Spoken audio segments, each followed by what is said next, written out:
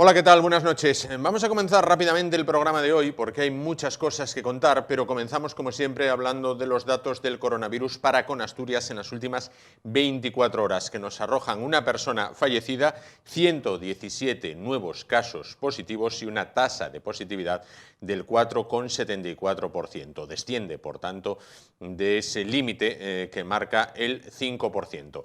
Programa muy completo el de esta noche, y en el cual, a última hora, después, al final de la última entrevista, bueno, pues conoceremos quién es la persona, el ganador o la ganadora de 2 entradas para disfrutar del Parque Puy du Fou en Toledo. Bueno, pues ese parque que recrea la historia de España, que se encuentra en las afueras de Toledo y para el cual tenemos, bueno, pues 2 entradas para aquella persona que haya acertado la sencilla pregunta de en qué ciudad española se ubica dicho parque. 2 entradas para disfrutar de una jornada, bueno, pues de todo lo que se puede ver allí, a disfrutar desde ya, desde la reapertura, que es el próximo día 27, hasta el mes de julio. Aquí está el ganador, aquí está la ganadora. Bueno, pues lo conoceremos al final del programa. Ahora vamos, como siempre, con la cabecera.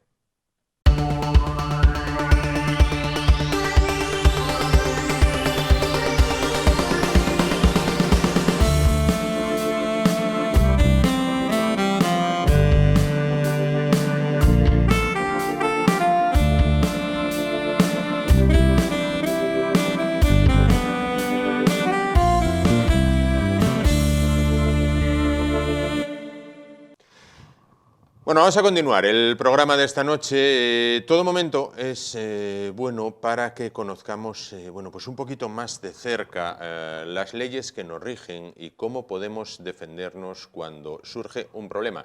Es entonces el momento de ponerse en manos de profesionales, en este caso, con el tema que vamos a hablar, en manos de profesionales de la abogacía con años de experiencia.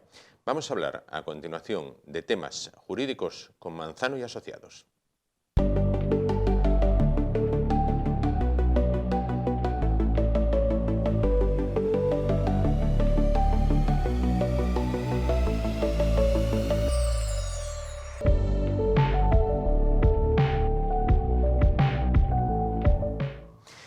Bueno, pues para hablar de estos asuntos, de los asuntos que tienen que ver con la justicia, con el bufete de abogados Manzano y Asociados, en la calle Uría 56 de Oviedo, se encuentra esta noche con nosotros su directora, María Jesús Alonso Manzano. ¿Qué tal? Buenas noches. Buenas noches, Juan. Bueno, vamos a hablar de temas que tienen que ver, vamos a ver, yo creo que el tema de la pandemia, del coronavirus, nos cambió a todos, a unos con unas consecuencias fatales, pero nos cambió a todos porque se puede decir, bueno, y en lo legal también, porque los estados de alarma, bueno, pues suscitaron medidas por parte del gobierno, reales decretos, demás, que han cambiado la forma de aplicar las leyes, la justicia. El 25 de octubre del 2020, recordarán que entraba en vigor el segundo estado de alarma. Bueno, pues se aprobaba un real decreto referido a los locales de negocio, no a las viviendas, ¿vale? No a las viviendas, no a los pisos, no a las casas, sino a los locales de negocio, al alquiler de esos locales, a los bajos comerciales, por ejemplo. Bueno, vamos a hablar precisamente de esto. Medidas nuevas que traía este Real Decreto. María Jesús, ¿quién se beneficia de estas medidas? Pues mira, Juan, se benefician de estas medidas que, como tú muy bien acabas de decir, el estado de alarma se decreta el 25 de octubre y entonces al techo de este estado de alarma lo que hacen es que crean un Real Decreto Ley, que es el 35 del 2020, de 22 de diciembre, que va a establecer una serie de medidas para todos aquellos arrendamientos de industria, es decir, locales de negocio, no de vivienda, como muy bien dijiste. ¿Quién se beneficia? Se benefician todas las personas físicas y las pymes, es decir, personas físicas y jurídicas, autónomos, podemos denominarlo como queramos, que estén con un contrato de arrendamiento de industria o de local de negocio, da igual la actividad que sea, que se encuentren acogidos a la Ley de Arrendamientos Urbanos de 1994. Este detalle es importante porque los contratos anteriores a esta ley no se pueden recoger en estas medidas, ¿vale? Es decir, son pocos, pero algunos quedan todavía de la ley de 1964. No se acogen estas medidas. tanto las personas físicas, bueno, en este caso las personas físicas, se exige que tienen que estar dados de alta, ¿vale? Vienen autónomos, vienen el régimen de trabajadores del mar, porque es un régimen especial, o cualquier tipo de mutualidad que sustituya al régimen de autónomos, al RETA. Esto si se trata de personas físicas. Sí. Si se trata de pequeñas empresas, también se deben de cumplir una serie de requisitos. Esos requisitos son, en primer lugar, pues que su activo patrimonial no supere los 4 millones de euros. Sí. Que sus ingresos netos anuales no superen los 8 millones de euros y que además no supere la plantilla de trabajadores los 50 trabajadores. Sí, correcto. ¿Vale? Entonces, todas estas personas van a poder beneficiarse, y estas empresas van a poder beneficiarse de estas medidas mientras que dure el estado de alarma, todas sus prórrogas y durante 4 meses más. ¿Vale? Este es el periodo por el cual pueden beneficiarse. ¿Y en qué consisten esas medidas, básicamente? Bueno, esas medidas básicamente hay que distinguir la figura del arrendador, es importante. Sí. Es decir, no es lo mismo que el arrendador sea un gran tenedor o que no lo sea.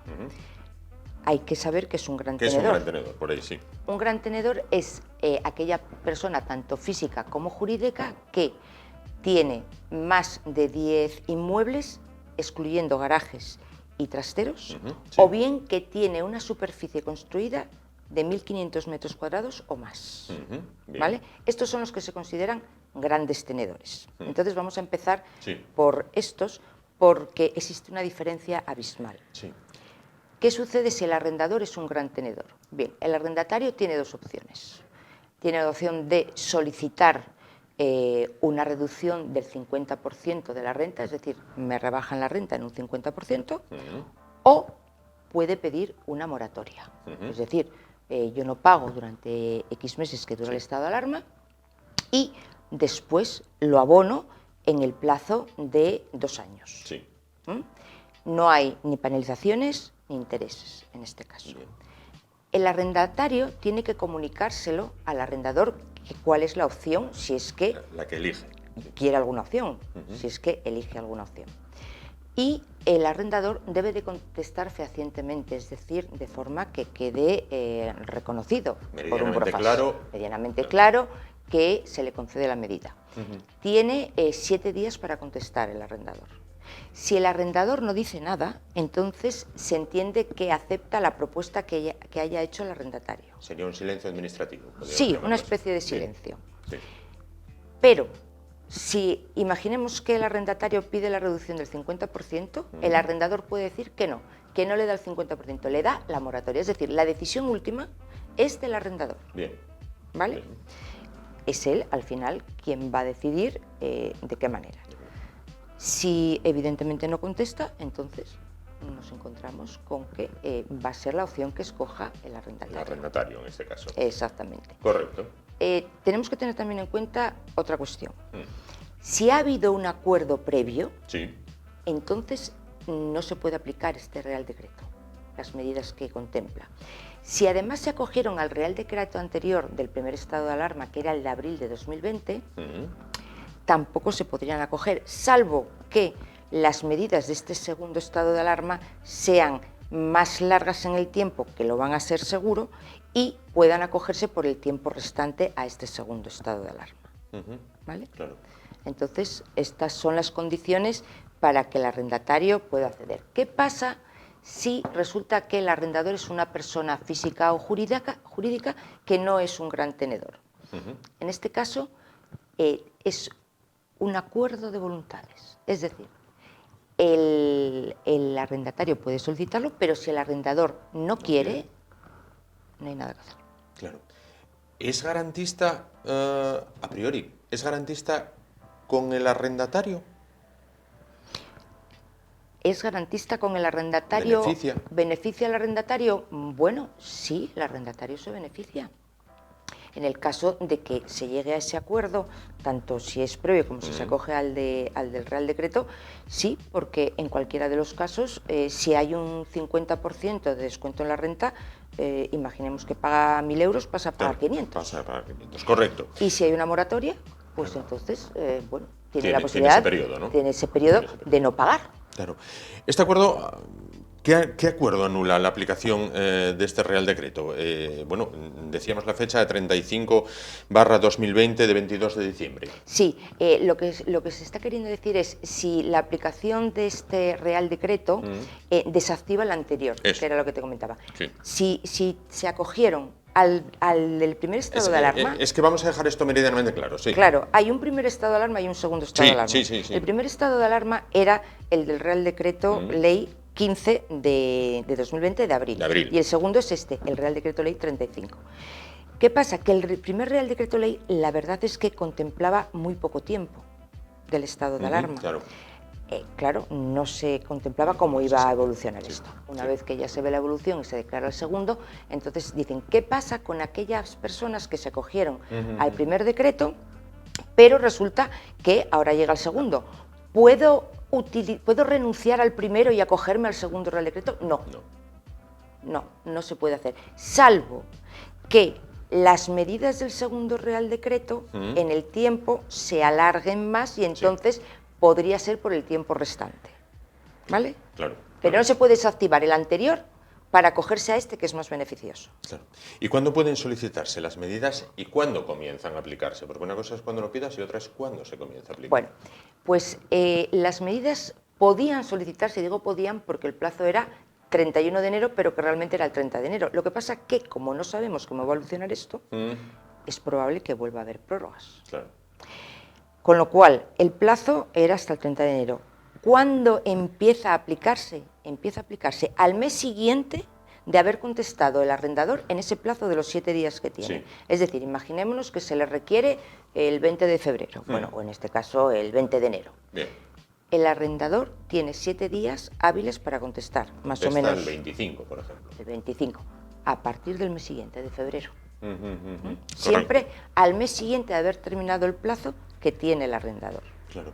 ¿Estas medidas del Real Decreto cubren otros gastos? No. No. Tenemos que tener en cuenta que un contrato de arrendamiento los hay múltiples y muy variados.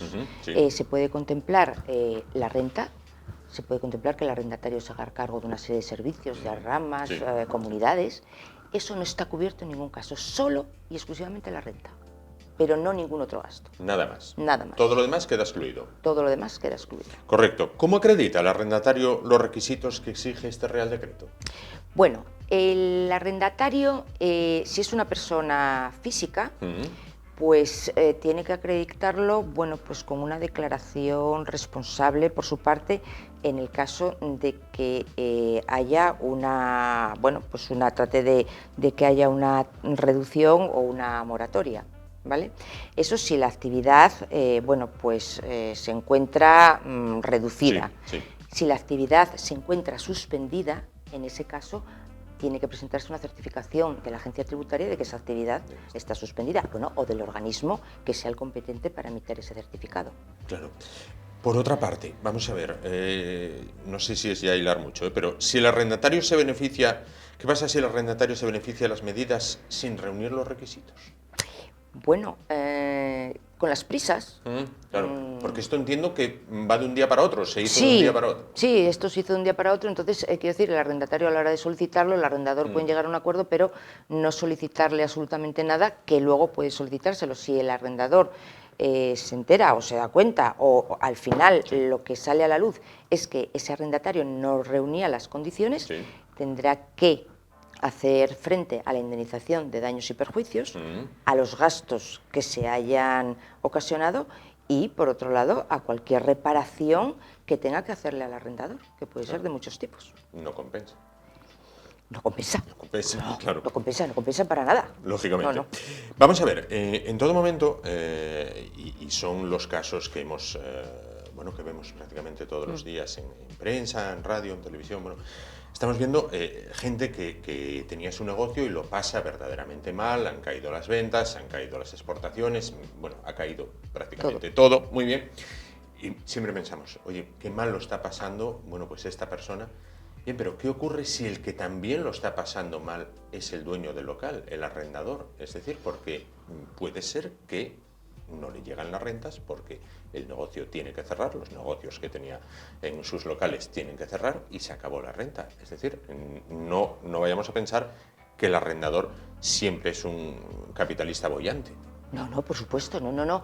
Vamos a partir del hecho de que el arrendador puede ser familias que hayan en un momento determinado decidido invertir en locales y que haya varias familias viviendo de ese negocio, por decirlo de alguna manera, que es las rentas. Quiero decir, ¿se le aplicaría también este Real Decreto si el que lo pasa mal? Salvo, solamente estamos hablando de los grandes tenedores, porque como ya vimos, si no son grandes tenedores, al final es un acuerdo entre arrendador y arrendatario, ¿vale?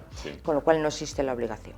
Pero si estamos hablando de grandes tenedores, tienen que acreditar que se encuentran en situación concursal o que el hacer una rebaja o acogerse a estas medidas va a provocar una situación de insolvencia, según la ley concursal. En ese caso, podrían verse las medidas, pero ya estamos hablando de que tiene que acreditar que está en situación de insolvencia o en una situación concursal, es decir, que ya está al borde ya. ¿Qué medidas ya más se le van a aplicar si no son las propias de la ley concursal? Claro. Es decir, llegamos a un estado de casi de ahogamiento por parte del arrendador también. Claro. Eso en los grandes, digamos. Pero, los grandes. Por ejemplo, vamos a centrarnos en el caso de los pequeños, ¿no? Bueno, pues gente... Bueno, pues que tiene un local o dos, bueno, pues decidió invertir sus ahorros en eso, en decir, bueno, pues adquiero estos dos locales aquí, los pongo a rentar, oye, pues mira, tengo, no sé, una cafetería y una mercería, por poner un ejemplo. Bueno, ¿dispone de alguna ayuda el arrendador que se ve obligado a soportar las medidas aquí previstas? Bueno, no es un gran no es un gran tenedor. En este caso, vamos a ver, si lo que se ha hecho es que se ha reducido la actividad o se ha visto suspendida en cualquiera de los casos, lo que va a poder es tener un pequeño beneficio fiscal. Un pequeño beneficio fiscal cuando haga la declaración de la renta de IRPF de este año. Y bueno, y el año que viene, si continúa, por supuesto. Eso es lo que va a tener un pequeño beneficio fiscal, siempre y cuando se haya reducido la renta. Porque si el arrendatario lo que pidió fue una moratoria, entonces no tiene ningún beneficio. No. Y allá se las componga. Es decir, si el arrendador le rebajó la renta de 500 euros a 250, tiene que presentar una declaración colateral, simultánea, donde dice que ha rebajado esa renta. Ahí tiene un beneficio fiscal. Correcto. Ahora bien, llega el arrendatario y dice, no, mira, yo te voy a pagar la renta completa, pero voy a estar 6 meses sin pagarte. Y te lo pago en los 2 años siguientes, prorrateadamente.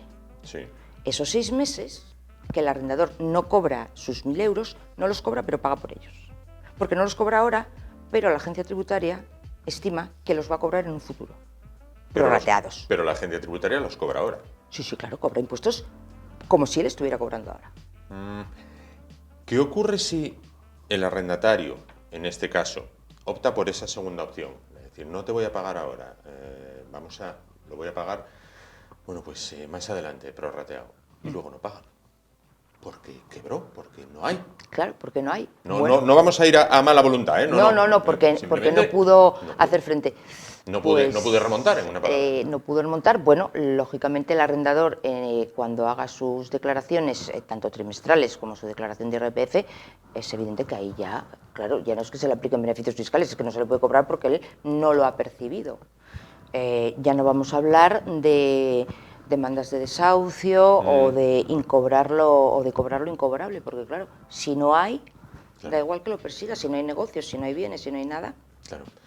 Entiendo que atienden ustedes casos de familias que viven, vamos a ir aguas abajo, desde el abuelo hasta los nietos, del alquiler de unos locales. Es decir, han hecho de ese alquiler su modo de vida. Han hecho de ese alquiler su modo de vida, es decir, pues nos remontamos a lo mejor hace 40 o 50 años, donde una familia adquiere locales en vez de tener el dinero en el banco. Es decir, hace una inversión, paga sus IBIs, paga sus impuestos, paga su patrimonio, paga todos los impuestos habidos y por haber, y bueno, deciden que ese va a ser su negocio, alquilar. Y de esa familia primigenia, por decirlo de alguna manera, Sí. pues hay 4 hijos que se casaron, que tienen sus hijos, que están estudiando, que pueden tener a su vez sus hijos y que nos encontramos con 6 o 7 familias que están viviendo de los alquileres. Claro. Es decir, son 6 o 7 familias con toda su descendencia que se queda sin Nada. sin nada. La situación tiene que ser verdaderamente dramática. Dramática, absolutamente, porque es gente que si se tiene el dinero en el banco, eso pues bueno, vale, pero tampoco da de comer al Estado el dinero en el banco. Lo que realmente levanta la economía de un país es que el dinero se mueva y que se invierta, porque eso genera una economía circular.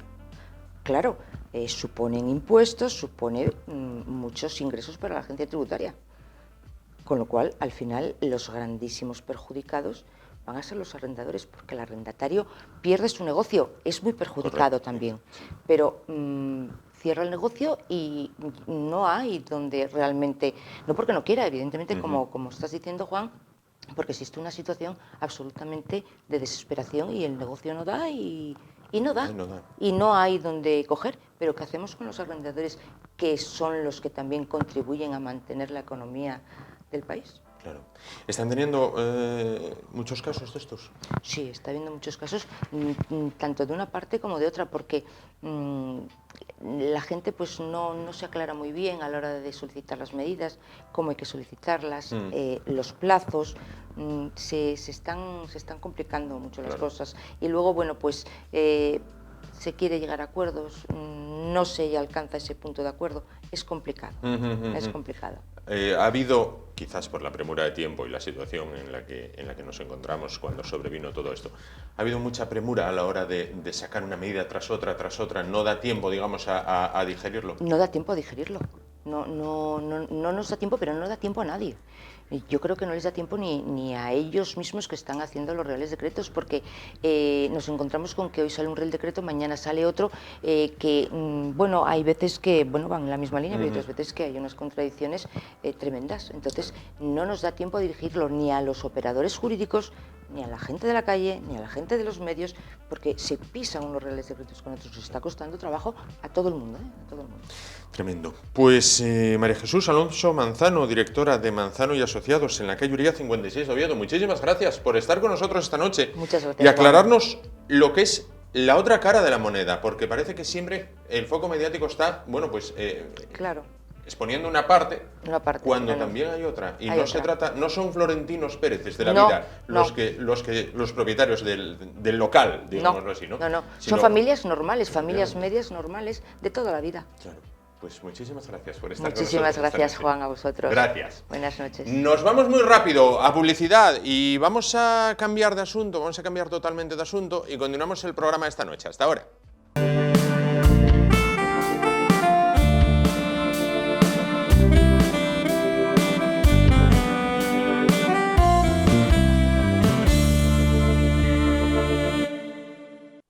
Vamos a continuar el espacio de esta noche, vamos a cambiar completamente de asunto y vamos a abordar un tema que creo particularmente que debe ser tratado con todo el respeto y toda la naturalidad del mundo. Dicen los sacerdotes en una oración o una canción que posteriormente adoptaron las Fuerzas Armadas que la muerte no es el final. Y vamos a hablar precisamente de la muerte, del trato que recibe la persona muerta y también la persona que le acompaña, es decir, sus familiares y amigos en ese momento de dolor para ellos, en este caso. Bueno, para ello se encuentra esta noche con nosotros nuestro siguiente invitado, al cual, bueno, pues ya les presentamos. Se trata de Jorge Feito, él es director gerente del Tanatorio Ciudad de Oviedo, ubicado en el núcleo poblacional de Los Arenales, en San Esteban de las Cruces, aquí en la capital asturiana. Jorge, ¿qué tal? Buenas noches. Hola, buenas noches. ¿Qué tal? Bueno, dirige usted desde hace 15 años el Tanatorio Ciudad de Oviedo. ¿Qué lo distingue de los demás? ¿Cuál es el hecho diferencial que marca al Tanatorio Ciudad de Oviedo?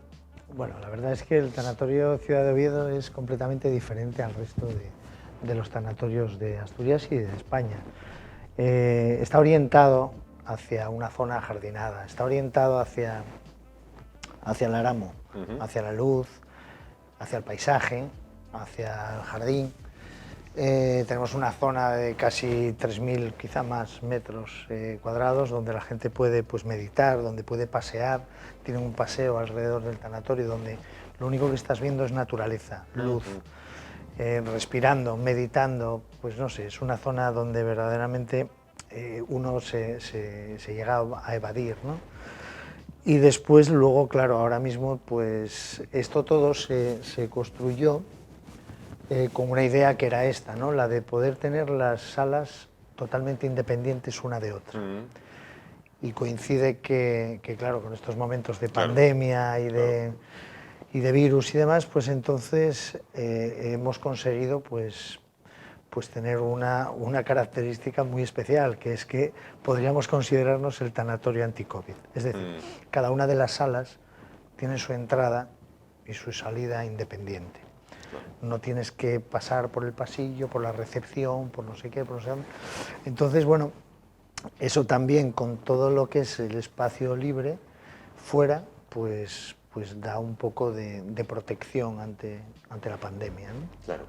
En lo humano, trato cercano, casi familiar, entiendo que en esos momentos de pérdida del ser querido, no todos reaccionamos igual ante la muerte de un familiar. Hay quien mantiene completamente la entereza y es capaz de ocuparse de todo, pero hay quien queda noqueado, en shock, y ustedes se ocupan de todo, absolutamente, ¿no? Sí, absolutamente de todo. Es decir, como bien dices, mucha gente pues acepta el fallecimiento como algo natural y esperado, pero muchas veces esto no es así. Puede haber cualquier tipo de accidente, pues un problema cardíaco, algo repentino, algo que no se espera, y la gente puede quedar totalmente fuera de lugar. Entonces, bueno, es en el momento en que pues los profesionales funerarios pues tenemos que hacernos un poco cargo absolutamente de todo. Claro. Es decir, hay muchísimos papeles que tramitar, hay muchas cosas que negociar, pues con floristerías, con prensa, con publicidad, con flores, con marmoristas, entonces todo eso con solemos cura. hacer. Exacto, con el sacerdote mismamente también, claro. Tienes ya toda la lista de todos los sacerdotes para poder hablar con cada parroquia, para organizar la llegada, la salida, la entrada luego en el cementerio, el responso posterior. Es un lío y tiene que hacerse todo puntualmente y tiene que estar todo perfectamente organizado. Entonces, cuando hablamos de trato personalizado, que es una palabra que ya ponemos para todo, Sí. en nuestro caso es cierto. Es decir, el tener 25 salas en un tanatorio o tener 50 salas en un tanatorio, lo que va a hacer es que el trato no pueda ser personalizado. Nosotros pues estamos focalizando un poco más en el trato, puesto que estaríamos hablando de solo 3 salas aquí en Oviedo, ¿no? Claro. Ahora mismo 4. Pero bueno, sería un trato verdaderamente personalizado, es decir, no hay esas cantidades tan Comprendo. gigantescas, ¿no? Vamos a volver a la infraestructura en sí. Es casi, podemos decir, un edificio singular. Bueno, lleva la firma de Fernando Nanclares. Sí, Fernando Nanclares y Nieves Ruiz, que fueron los que hicieron este proyecto. Yo les di lo que profesionalmente yo necesitaba. Entonces yo les dije, mira, yo necesito esto, pero no sé cómo hacerlo, ¿no? Claro. Y lo mismo Nieves que Fernando cogieron el testigo y la seña que yo les mandé, y de repente pues prepararon algo verdaderamente, yo creo que es un edificio singular. Es decir, cuando llegas al tanatorio y ves su forma, cuando ves a la entrada toda esa pared blanca, todo ese zinc en el techo, es un edificio muy, muy singular y es un edificio totalmente diferente. De hecho, muchos profesionales pues, de España y del ámbito funerario pues, me llamaban y me decían, oye, ¿cómo hiciste esto así? ¿Y por qué hiciste esto así? Y la verdad es que, bueno, la capilla mismamente, la capilla es un multiconfesional, es decir, lo mismo serviría para ritos pues, católicos, evidentemente, que es para donde está montada, pero no tiene ninguna simbología aún, ¿sabes? Entonces, de repente, tú quitas las imágenes que tenemos encima del altar y tal, y podría ser perfectamente cualquier tipo de religión, sí, de confesión. Entonces, aparte luego tiene dos puertas que se mueven, ¿no? Y entonces accederías, podrías estar recibiendo en la capilla pues ese acto último de despedida, ese responso, ese acto de honras fúnebres, lo podrías estar recibiendo prácticamente al aire libre. Cuestión que, como vuelvo a repetir, desgraciadamente con este virus y esta pandemia que nos está ahora mismo asolando, pues es algo que la gente agradece mucho. Es decir, sí, vale, vamos a tener una despedida con un sacerdote, pero por favor, que sea en un sitio amplio y al aire, si puede ser. Entonces esas dos puertas hacen que la capilla sea una capilla de 3.000 metros cuadrados, ¿no? Podríamos decir. Casi nada, se dice pronto. Sí, sería broma. El COVID ha hecho, como bien dice usted, Jorge, ha hecho cambiar la forma de despedirse del ser querido. Pero para ustedes también ha supuesto un cambio en el método de trabajo, entiendo, ¿no? Totalmente. Cuando la crisis del COVID aquí nos pegó y cuando verdaderamente nos encerramos todos en casa, ¿no? Había muchísima gente que no se podía despedir. Había gente pues, que estaba mismamente confinada en casa o gente muy mayor que no se atrevía a salir. Claro. Entonces ideamos, a través de un amigo fotógrafo, Alfonso, ideamos una idea, o sea, montamos una idea que era algo como poder hacer una serie de fotos que se les pudieran enviar por correos a esas personas a casa, donde se veía pues el féretro, donde se veía pues el ornamento floral que llevaba encima, donde se veía el momento de la incineración sin ver el fallecido, evidentemente, claro, siempre respetando toda la intimidad posible, la esquela que podía salir en prensa, los correos, que ahora mismo los correos que van mandando para dar pésames, sí, porque ahora mismo antes era la mesa de firmas, sí, con la firma, sí, y metías tu tarjetita, sí, doblada a una esquina en modo de duelo, sí, sí, porque hay un lenguaje de tarjetas, y ahora mismo pues eso todo se ha cambiado al correo electrónico. Claro. Nosotros recibimos pues, a la página de la funeraria Santa Teresa una serie de correos electrónicos que se entregan a la familia con todo.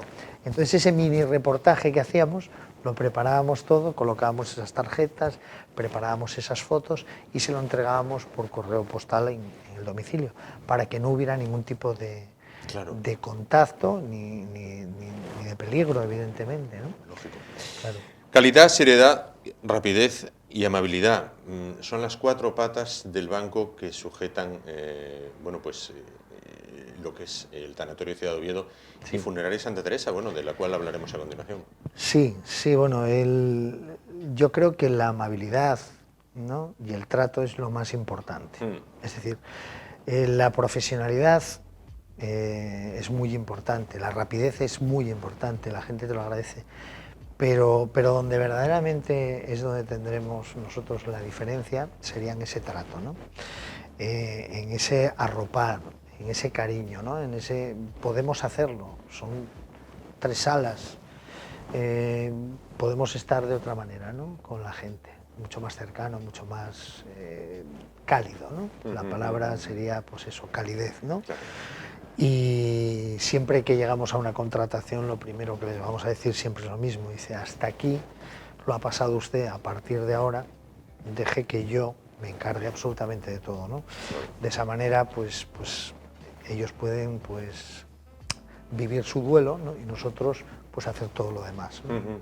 Sí. Con experiencia desde el año 1966, no sé si son la funeraria decana en la capital asturiana, usted me corregirá. Sí, sí, porque todas las funerarias que había en Asturias se unieron y a mi padre, Gumersindo Feito, que fue el fundador hace muchos años, le ofrecieron unirse, ¿no? Sí. Entonces él, bueno, no llegaron a un acuerdo, especialmente pues, diferentes causas. Y entonces cada uno tomaron caminos diferentes. Funerarias Reunidas pues siguió por otro lado y nosotros por otro totalmente diferente. Entonces sí podemos decir que nosotros estábamos antes que las funerarias. No que las funerarias que formaban parte de Reunidas, está claro también, ¿no? Llevar la experiencia desde 1966, ¿ustedes han visto evolucionar el rito, digamos, funerario en la sociedad asturiana, en la sociedad española. Quiero decir, nada tiene que ver lo que hay ahora con lo que había antes, cuando el velatorio era en casa, cuando los roles estaban muy establecidos, las mujeres rezaban en el salón de casa, los hombres bueno, pues tomaban algo y recordaban a la persona difunta, incluso con humor. Sí. En una habitación estaba el féretro. Es decir, todo esto ha evolucionado de manera constante. Sí, el mundo funerario ha cambiado muchísimo, muchísimo. Ahora mismo los tanatorios han sacado el fallecido de casa. Sanitariamente hablando era una barbarie. Es decir, tener un cuerpo sin un tratamiento adecuado a nivel pues, de refrigeración, a nivel de conservación. Hay un montón de productos ahora mismo, bueno, y hay productos muy buenos que hacen que el cuerpo pueda estar sin ningún tipo de problema, sin refrigerar. Pero claro, todos esos productos han llegado de hace 5 o 6 años para acá.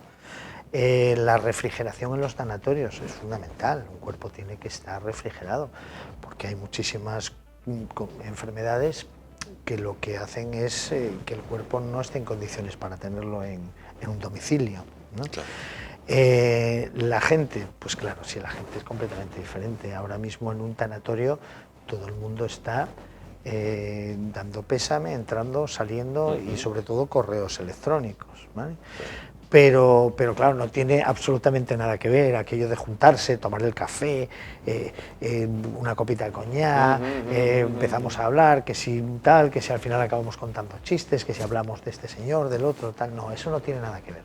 Ahora mismo es, no podría decir más frío, pero sí más distante, ¿no? Es decir, hay un respeto que aumenta y que también que la distancia con la gente es diferente, o sea, ya no estás metido en una sala con alguien, no, entras, firmas, das la mano, estás un rato y luego ya te vas. Allí era estar hasta las 3 de la mañana y aguantando allí a otro que entraba y que se tomaba un café y una copa.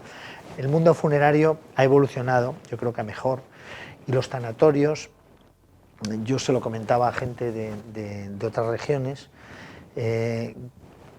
que el tanatorio cierre por la noche es un alivio.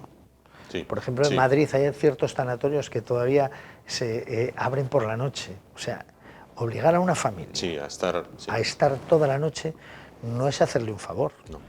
Estas grandes empresas, que además son grandes empresas, yo les decía, si verdaderamente queréis hacer una promoción buena en Madrid y queréis llevaros un poco más de cuota de mercado, poner un cartel muy grande en la M30 que ponga único tanatorio que cierra por la noche. Vais a tener más gente, no menos. Claro, claro, Sin es un duda. descanso para la familia, ¿no?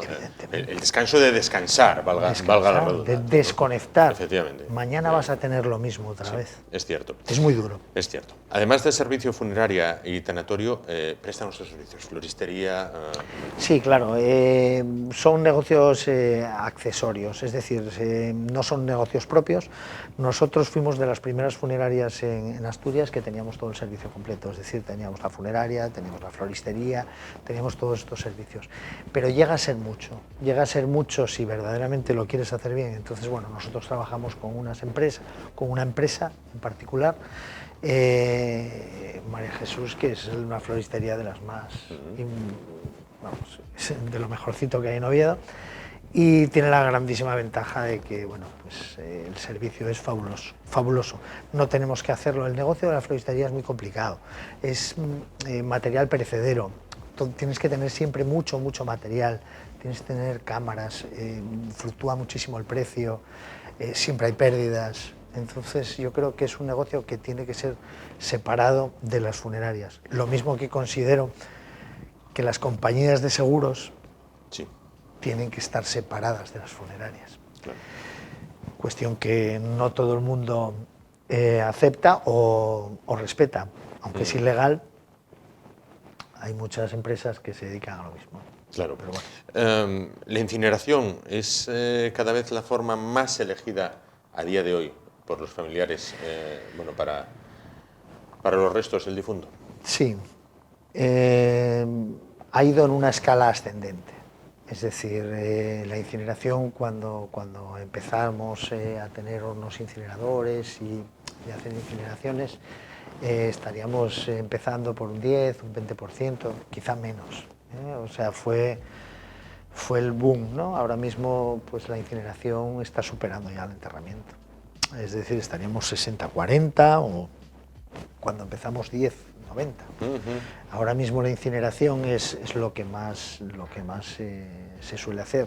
Aparte de que luego también, si te das cuenta, en muchísimas iglesias hay columbarios, sí, que son son espacios muy bien preparados por parte de la iglesia, la verdad que hicieron un trabajo maravilloso, y entonces tienen esos pequeños departamentos que la familia puede comprar y que quedan para ellos de por vida y para sus herederos. No es como lo que puedas comprar en un ayuntamiento que a los 50 años prescribe y a saber qué hacen contigo, ¿no? Claro. No es que nos importe mucho, pero parece que... Claro, incluso más duele, cómodo, ¿no? Incluso más cómodo, estoy pensando, para el Día de los Difuntos, vas a misa en la propia iglesia, claro, luego rezas un responso particularmente delante en la capilla cineraria, ¿no? En el columbario, tal. Sí, no es como antes, que tienes que ir a misa a la iglesia, después trasladarte al cementerio, esperar a que llegara el sacerdote y hiciera todo el recorrido por las sepulturas. Bueno, se busca un poco, podríamos decir la comodidad, decimos el descanso mejor, ¿no? Sí, sí, sin duda. Es muchísimo más fácil, ¿no? Y aparte, las parroquias están en la zona donde tú vives, el cementerio está donde está. Entonces siempre viene mucho mejor para la gente decir, bueno, pues mira, voy a misa de difuntos y dejo un pequeño ornamento funerario, unas flores o lo que sea, en el columbario donde está mi familiar, ¿no? Correcto. Sí, es una idea buena. La muerte y los difuntos continúan siendo un tema tabú en España, que quizás no se aborda con la naturalidad de vida. Por ejemplo, hay otros países, que no solo nos llega a través del cine, ¿no? Como puede ser Estados Unidos, donde bueno, pues, la persona se entierra en un jardín, prácticamente, ¿no? Vemos estos cementerios norteamericanos que las personas se entierran en un jardín. En casa del difunto hay incluso como un ágape, donde a las personas que van a dar el pésame o tal, bueno, pues hay como un catering, sí, en este caso. Sí, sí, sí. En España todavía se arrastra, bueno, pues... Se arrastra lo antiguo todavía, sí, sí, sin duda. Nosotros, bueno, en el Tanatorio Ciudad de Oviedo está un poco creado a través de pues, los cementerios ajardinados, de las zonas, como bien decías, de Estados Unidos, ¿no? Y las salas, pues estaríamos hablando de un funeral home, o sea, una casa funeraria, ¿no? Donde también, claro, lo que hacemos es, con la cafetería que tenemos, una cafetería autoservicio, donde sí montamos ese pequeño catering. Es decir, toda esa idea del trato pues más familiar en una casa, ¿no? En una sala como más funeral, pues una casa más funeraria, podríamos decir, sí, ¿no? Y después pasar a esa cafetería donde pondríamos unos embutidos ibéricos y unos canapés calientes, fríos, donde la gente pueda, no sé, abordar diferentes cuestiones y no estar metidos en la sala todo el día, ¿no? Claro. Es una idea muy americana, pero es una idea también muy natural, ¿no? Es decir, vale, muy bien. El otro día un señor mayor me decía, pero vamos a ver, que esto no es una fiesta. No. Pero vamos a ver, se pretende tampoco. No se pretende.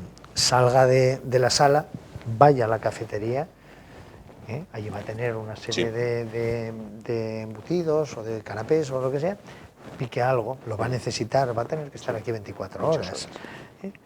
Y después me lo comenta, y luego al marchar me lo decía, y le agradezco muchísimo porque la verdad es que me vino bien, y aparte salí de la sala porque me estaban agobiando, desconecté un poco y luego me di un paseo, ¿no? Sí. Entonces sí, está montado un poco como la idea se planteó como algo en los jardines americanos cementerios, ¿no? Y luego también se planteó como el funeral home, ¿no? Como la casa funeraria, ¿no? Pues Jorge Feito, director gerente del Tanatorio Ciudad de Oviedo, ubicado, como digo, en el núcleo poblacional de Los Arenales, en San Esteban de las Cruces de Oviedo. Muchísimas gracias por estar con nosotros esta noche y acercarnos a un tema del que creo, como decía al principio, que que hay que hablar con naturalidad, con respeto, por supuesto, pero en el que la muerte no es el final, como dicen los sacerdotes, como dicen los militares, en este caso. Muchísimas gracias. Gracias a ti. Venga, hasta luego. Nos vamos a publicidad muy rápido. Volvemos y continuamos el espacio esta noche. Hasta ahora.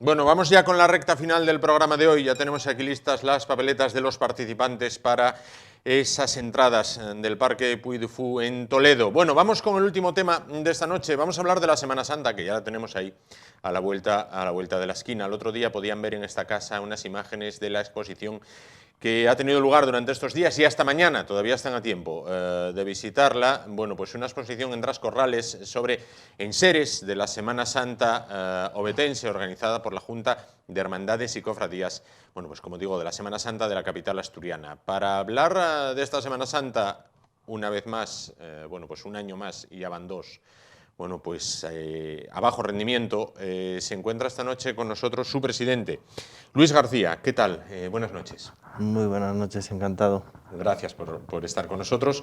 Bueno, vamos a comenzar hablando de esa exposición que han podido visitar, bueno, pues yo creo miles de ovetenses, donde se recoge un poquito, bueno, pues la historia, el hacer, las tradiciones, los enseres que forman parte de la Semana Santa ovetense, de esa Semana Santa que se recuperó en los 90, que se había perdido, que lucía con esplendor y después llegó la pandemia. Sí, tristemente nos toca vivir el segundo año sin procesiones en la calle, que es el acto más vistoso quizás de la Semana Santa. Durante estos días previos no me canso de repetir que, a ver, no se suspende la Semana Santa se va a celebrar con las limitaciones y en las circunstancias que nos tocan vivir, ¿no? Dentro de la responsabilidad y de las normas que nos tocan. Pero bueno, ya ciñéndonos a la pregunta, pues efectivamente este año hemos en la Plaza de Tras Corrales abierto una exposición el pasado martes, estará abierta esta mañana. Tuvimos que ajustarnos al espacio disponible, con lo cual, pues bueno, hubo que hacer un esfuerzo porque eran está compuesta de varios bloques y hubo que hacer un esfuerzo por parte de las cofradías en el bloque que corresponde en concreto a las propias cofradías para bueno, hacer un acopio de aquellos elementos más significativos, ¿no? Cada cofradía aportó aquellas piezas que entendían que para ellas pues, tenían un significado, un valor especial. Cuando digo valor, no digo valor económico, que sí muchas vías lo tienen, sino un valor ya pues, a nivel personal, ¿no? Sentimental. Y bueno, pues queremos reflejar un poco o trasladar un poco la imagen de las distintas cofradías que componen la Semana Santa de Oviedo a través de sus hábitos, medallas, cruces de guía, mantones de imágenes que procesionan por nuestras calles, muy bonitos. Y eso, bueno, pues es un poco el bloque destinado a lo que son las propias cofradías. Hay otros 3 bloques que bueno, pues entendimos que debían de estar presentes en la exposición. Pues uno de ellos viene a raíz de lo que mencionaba del aniversario, el 25 aniversario que se cumplió el año pasado de la vuelta de las procesiones a las calles de Oviedo, que no se pudo celebrar porque justo a puertas de Semana Santa nos cogió a todos el tema del COVID y bueno, pues nos dejó como un poco en shock, no supiste muy bien reaccionar, ¿no? Y entonces pues queríamos bueno, pues hacer un guiño a esa efeméride que el año pasado pues pasó un poco desapercibida. Sí. Y la mejor manera, y pensamos que fue el exponer los carteles anunciadores de todos los años que sirvieron pues, para anunciar año tras año la Semana Santa en nuestras calles, ¿no? Después hay otro bloque dedicado a los trabajos que se presentaron este año, el cartel fue elegido en la modalidad de concurso abierto. Y bueno, pues era... Sí hubo en años anteriores, creo otra vez, que se utilizó esta modalidad, pero bueno, no era habitual. No. Entonces, la Junta pues verdaderamente tampoco tenía mucha referencia ni expectativas de cuál iba a ser la respuesta. Y aunque el número a lo mejor no fue excesivo o no fue significativo, las obras presentadas, sí nos llamó la atención la calidad de la gente que se presentó y la calidad de los trabajos. Y pensamos a raíz de eso que sería una pena que esos trabajos pues, no se expusieran ni se dieran a conocer y que quedaran un poco ahí pues, olvidados y en la oscuridad, ¿no? Y bueno, pues reservamos un tercer espacio para exponer esos trabajos.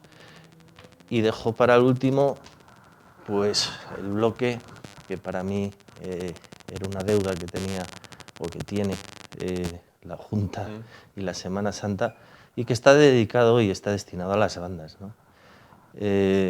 Las bandas es un componente fundamental de la Semana Santa.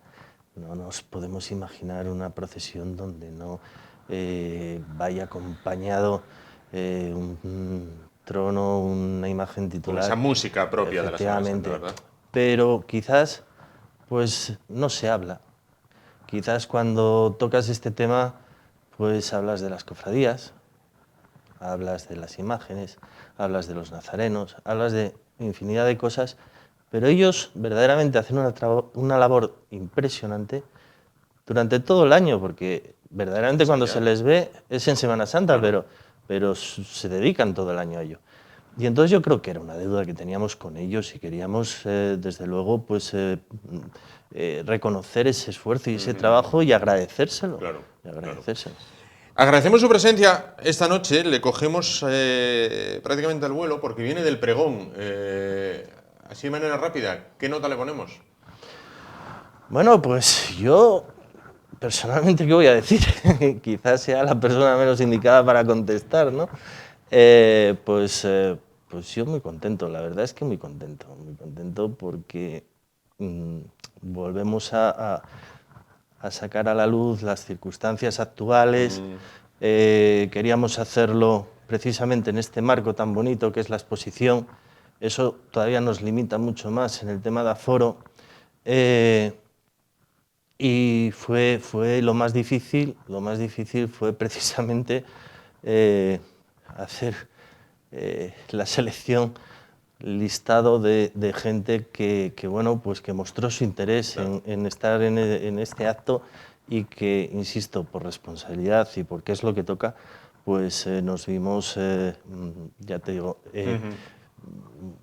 en la difícil situación de tener que hacer un poco de criba de selección, y ya no tanto por rango ni sino simplemente hay mucha gente que tiene que estar ahí por méritos, ¿no? Porque siempre han estado ahí, siempre han vivido, siempre han apoyado a la Semana Santa y a ver, en un momento como este, en un acto como este, pues no puedes.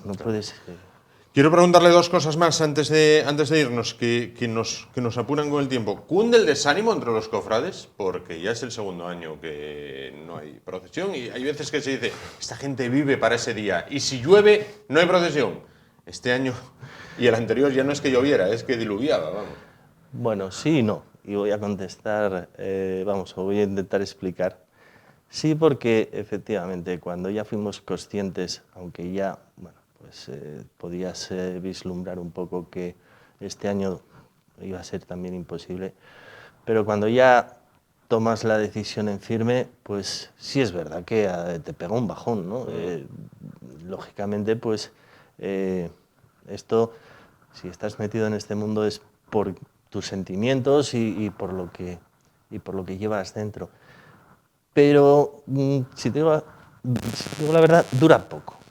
Automáticamente ya tienes la mente y quizás empieza la batería a recargarse ya pensando en la Semana Santa siguiente.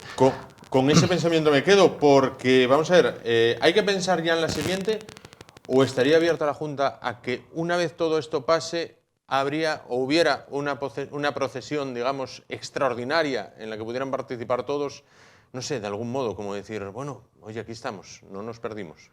Bueno, vamos a ver, la Junta, yo creo que es su obligación y su deber recoger todas las ideas y todas las propuestas que surjan, y además yo creo que la actual Junta, la del año que viene o la de un futuro, ya veremos, pero conociendo a mis compañeros de Junta y demás, está deseosa de recibir propuestas, iniciativas. Unas se podrán realizar, otras a lo mejor pues entenderemos que es difícil o es complicado o que no viene al caso o lo que sea, pero desde luego lo que sí, a priori, la Junta no se cierra a nada. Cualquier propuesta pues será bien recibida y se estudiará y se analizará y se debatirá, que precisamente para eso está la Junta, y yo entiendo que es su misión, ¿no? Claro. Y su obligación. Es decir, la Junta no es algo que se cocinen ellos, no, tiene que ser algo abierto y bueno, dispuesto a propuestas que bueno, puedan enriquecer. Y puedan ser llevadas adelante. Sí, por supuesto. Pues Luis García, presidente de la Junta de Hermandades y Cofradías de la Semana Santa de Oviedo, muchísimas gracias por estar con nosotros. Enhorabuena por esa exposición. Que la Semana Santa, bueno, pues pase este año y ya al siguiente se recupere pues esas procesiones, esas estaciones de penitencia por las calles de Oviedo. Una pregunta, ¿usted conoce Toledo? Sí. ¿La Semana Santa de Toledo? No. Bueno, sabe que es uno de los epicentros de la Semana Santa cuando hay procesiones. Toledo como ciudad le gusta, entiendo. Me encanta. Claro, ya somos dos. Bueno, pues quien va a conocer Toledo, y muy de cerca, es el ganador o ganadora del concurso que tengo aquí. No es que nos vayamos de copazos, que por ganas también, pero bueno, buscamos este recipiente para contener las papeletas con los nombres de las personas, bueno, pues que estuvieron muy atentos a la entrevista que realizábamos hace precisamente una semana al director general de Puy du Fou en España, en Toledo, ese parque que recrea, bueno, pues la historia de nuestro país, que tiene guiños incluso a la historia de Asturias con Don Pelayo. Bueno, ese parque que abre sus puertas el próximo día, 27. Bueno, pues después de la entrevista les anunciábamos que quien mandara un correo electrónico al programa contestando la pregunta tremendamente sencilla de en qué ciudad se ubica este parque, bueno, pues ganaría dos entradas, la persona ganaría 2 entradas para disfrutar de un día en este parque, a disfrutar desde el próximo 27 de marzo hasta el mes de julio, en los días de jueves a domingo. Bueno, pues aquí están transcritos los nombres y apellidos de las personas que participaron, con lo cual es tan simple como vamos a hacer así. Yo toda la vida quise hacer esto. Ya me siento como cuando hay el sorteo de la Champions, que dicen, hay las bolas calientes y todo aquello, ¿no? Yo siempre quise hacer esto. Pero bueno, ahora sonaría la música de la Champions y demás. Bueno, no está en este caso la música de la Champions. Voy a revolver así hasta que Luis García, presidente de la Junta de Hermandades y Cofradías, me diga, para. Y yo entonces paro y saco una. Ya. ¡Ya! Aquí está.